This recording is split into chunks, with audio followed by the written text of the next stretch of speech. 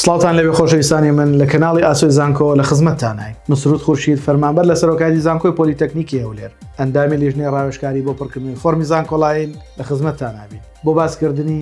بەشێکی نوێ لە پەیمانگەکانی هەرێمی کوردستان کە ئەویش بریتە لە بەشی سەرکردن کە تێدا لەم ڤیدۆیە باسی کەمترین کۆنەمەی وەرگیراوە لە بەشی سەرکردنەکەین لە پەیمانگەکانی هەرێمی کوردستان بۆ ساڵی خوێندنی 2021-2022.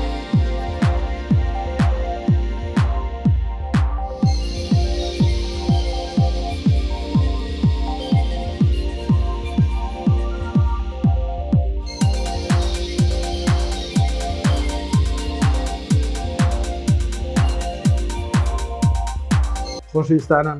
هیوادارین سودمەند من لەم ڤیدۆیانەی ئێمە و ئەوەی کە ئێمەش باسێکین وەکو بناغەیەک بەکاری بێنن لە کاتی پڕکردنەوەی فۆرمی زانکۆڵایی چونکە ساڵانە گۆڕانکاری لە کۆنمرەکانە ڕوو ئەدات بە هیوای ئەوەی ئەم کۆنمرانی ئێمە باسێکین سودی هەبێ بۆ ئێوەی خۆشەویست.